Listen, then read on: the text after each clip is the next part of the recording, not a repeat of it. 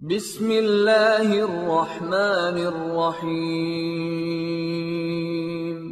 वज़क्किर फ़इन्नज़्ज़िक्रा तन्फ़उल मुअ्मिनीन।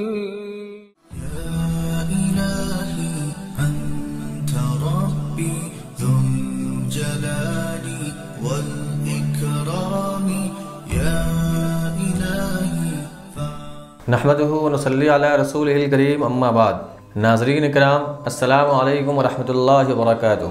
पिछले एपिसोड में ये गुफ्तगू हुई थी, जो व्यक्ति ये कहे कि मैं अल्लाह की तरफ से नबी या प्रोफेट या ईश दूत हूँ, तो उसके अंदर सबसे पहली क्वालिटी ये होना चाहिए कि वो अत्यंत सच्चा हो। इसलिए कि जो व्यक्ति आम ज़िंदगी में आम लोगों के साथ सच्चाई से पेश नहीं आता है, वो तो अल्लाह के बारे में भी, ईश्वर के बारे में भी झूठ बोल सकता है।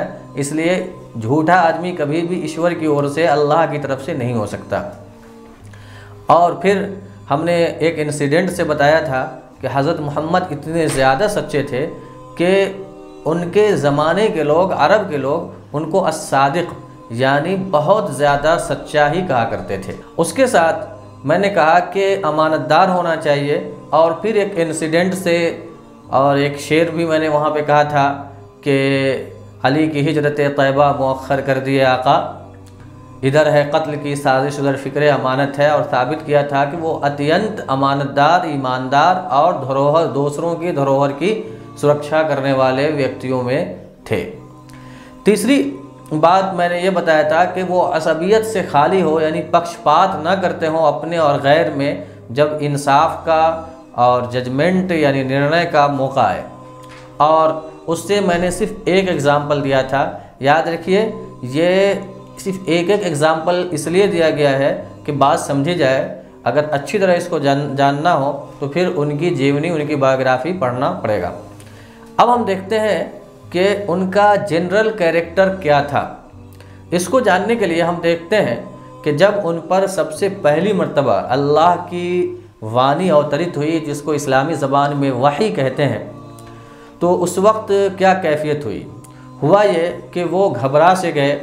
फिर वो अपनी बीवी हज़रत खदीजा के पास आए और उन्होंने कहा कि लक़द खशीतु अला नफ़्सी, मैं अपने बारे में डर सा रहा हूँ, मैं डर रहा हूँ अपने बारे में। तो उस वक्त उनकी पत्नी, उनकी वाइफ हज़रत खदीजा ने कहा, कल्ला वल्लाहि मा युख़ज़ीक अल्लाहु अबदा, हरगिज़ नहीं, आपको अल्लाह ताला रुसवा नहीं करेगा, जलील नहीं करेगा।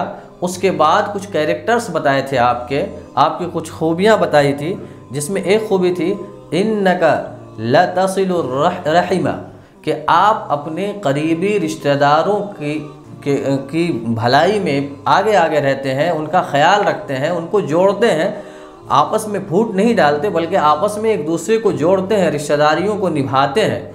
ये बात उन्होंने कही। दूसरी बड़ी खूबी उन्होंने ये कहा, वतहमिलुल कल्ला, बेकसों और मजबूरों का बोझ अपने सर उठाते हैं। ये बहुत बड़ी बात है। ख़ासकर आप उस बैकग्राउंड को जानें जिसमें हज़रत मोहम्मद पैदा हुए थे, तो ये बात और भी बड़ी हो जाती है। जो बड़े परिवार में पैदा होता है उसकी मेंटलिटी बहुत बड़ी हो जाती है, वो अपने आप को तकब्बुर का शिकार हो जाता है और गरीबों के साथ नहीं लाता अपने आप को। लेकिन हज़रत मोहम्मद को हम देखते हैं कि कुरैश के सरदारों में पैदा हुए, लेकिन लोगों के बोझ को अपने सर उठा लेते थे, जिसको हज़रत खदीजा यानी उनकी बीवी ने इस तरह कहा कि वतहमिलुल कल्ला। आगे एक बात कही, वतक्सिबुल मादूमा, यानी जो बेचारे मुफलिस हैं, गरीब हैं, अपना घर नहीं चला पाते हैं, आप उनके लिए कमाते हैं। गौर करने की बात है, दो अलग अलग बातें। एक ये कि मैं अपने लिए कमाया, मेरे पास दौलत आई और उनमें से कुछ हिस्सा किसी मांगने वाले को या किसी गरीब को मदद के तौर पे दे दिया। एक ये है कि मैं अपने पैसों को इतना ज़्यादा गरीबों पर खर्च कर रहा हूँ और अपनी कमाई को अपने ऊपर इतना कम खर्च कर रहा हूँ कि ऐसा महसूस हो रहा है कि मैं अपने लिए नहीं, गरीबों ही के लिए कमा रहा हूँ। ये दूसरी बात अखलाक़ी एतबार से, शिष्टाचार के एतबार से बहुत ऊंची हो जाती है। और हज़रत मोहम्मद सल्लल्लाहु अलैहि वसल्लम के अंदर ये बात, यही दूसरी बात पाई जाती थी। इसलिए आप सल्लल्लाहु अलैहि वसल्लम की बीवी ने कहा वतक्सिबुल मादूमा और वतक़री ज़ैफ़, जो भी मेहमान आए, चाहे वो दुश्मन हो चाहे वो दोस्त हो, हर मेहमान की मेहमान नवाजी आप करते थे।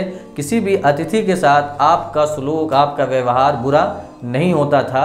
ये आपका एक जनरल कैरेक्टर था जो आपकी बीवी हज़रत खदीजा ने आपको कहा।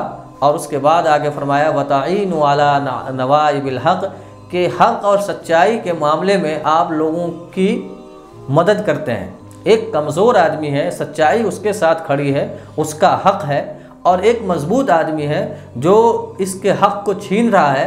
तो हज़रत मोहम्मद उस वक्त भी जबकि आप नबी नहीं थे उस तरफ खड़े होते थे और ये कोशिश करते थे कि हक़ वाले का हक़ नहीं मारा जाए, उसको उसका हक़ दिला दिया जाए।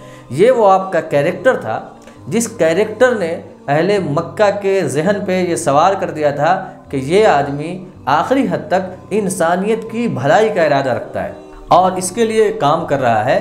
तो ये जो स्ट्रगल और ये संघर्ष है ये बता रहा है कि इंसान कितना अजीम, कितना बड़ा और कितना महान है। ये बहुत अहम चीज़ है, एक जनरल कैरेक्टर जिस पे गौर किए जाने की ज़रूरत है। एक और बात, जब ये बातें सामने आई और हज़रत खदीजा ने कहा कि अल्लाह आपको रुसवा नहीं करेगा, फिर एक आदमी वर्क़ा बिन नौफल के नाम के थे, उनके पास ले गए तो उन्होंने कहा कि आपके पास वही फ़रिश्ता आया है जो फ़रिश्ता हज़रत मूसा यानी मौसेस के पास आया था, और कहा काश कि मैं उस दिन ज़िंदा होता जब आपकी कौम आपको आपके शहर से निकालती। तो हुजूर ने पूछा कि क्या मेरी कौम जो मुझ पर इतना भरोसा करती है मुझको शहर से निकाल देगी? तो वर्क़ा बिन नौफल ने कहा कि जो शख्स भी सच्चाई की बात इस तरह करने आया है उसके साथ ये रवैया, ये व्यवहार रखा गया। कुरान में भी ये बात कही गई है, वक़ाल लज़ीना कफ़रू लिरुसुलिहिम लनुख़रिजन्नकुम मिन अर्ज़िना औ लतऊदुन्न फ़ी मिल्लतिना। तो होता यह है कि जब तक एक आदमी अपने व्यक्तिगत लाइफ में, ज़िंदगी में ईमानदार होता है, लोगों को फ़ायदा पहुंचा रहा होता है, उस वक्त तक उसके ख़िलाफ़ बहुत ज़्यादा बातें नहीं होती है, बल्कि उसकी तारीफ़, उसकी प्रशंसा हो रही होती है। लेकिन जब वही व्यक्ति पूरे सोसाइटी को संवारने के लिए आगे निकल जाए और झूठों के और गलत के और जालिमों के ख़िलाफ़ खड़ा होने लगे और आवाज़ बुलंद करे, तो ऐसे वक्त में लोग उनके ख़िलाफ़ खड़े हो जाते हैं, क्योंकि ऐसे वक्त में इनकी आवाज़ बहुत सारे शोषणकर्ताओं के ख़िलाफ़ होती है, बहुत सारे लुटेरों के ख़िलाफ़ होती है, समाज के ख़िलाफ़ जो काम कर रहे हैं उनके ख़िलाफ़ होती है। तो एक मुखालफत का माहौल बन जाता है और फिर वो मुखालफत शुरू होती है तो ये मुसीबत भी आ सकती है। तो हज़रत मोहम्मद सल्लल्लाहु अलैहि वसल्लम के इस जनरल कैरेक्टर से भी ये समझ में आया कि ये कितने अजीम थे, कितने महान थे। इसलिए मैं फिर एक बार रिक्वेस्ट करता हूँ कि माइकल हर्ट की किताब दी 100 का पहला चैप्टर, जिसमें माइकल हर्ट ने हज़रत मोहम्मद के व्यक्तित्व पर बहुत अच्छी रोशनी डाली है, ज़रूर आप मुताला कीजिए। और इसी के साथ साथ दूसरी और किताबें अध्ययन कीजिए। वो झूठी बातें जो ख़ासकर हमारे बिरादरान वतन के कानों में संघ परिवार के ज़रिए या किसी और के ज़रिए से पहुंचा दी गई हैं, वो उन झूठी बातों को पर विश्वास करने से कहीं बेहतर है कि आप बायोग्राफ़ी ख़ुद पढ़ लीजिए, ताकि आपको समझ में आए कि ये व्यक्ति कैसा था और आपको कैसा बतलाया गया है। जिस शख्स के बारे में ये कह दिया जाए कि ये गलत है, वो गलत नहीं होता है। गलत वो होता है जो गलत काम करे, चाहे उसके बारे में दुनिया उसको अच्छा ही क्यों न कहे।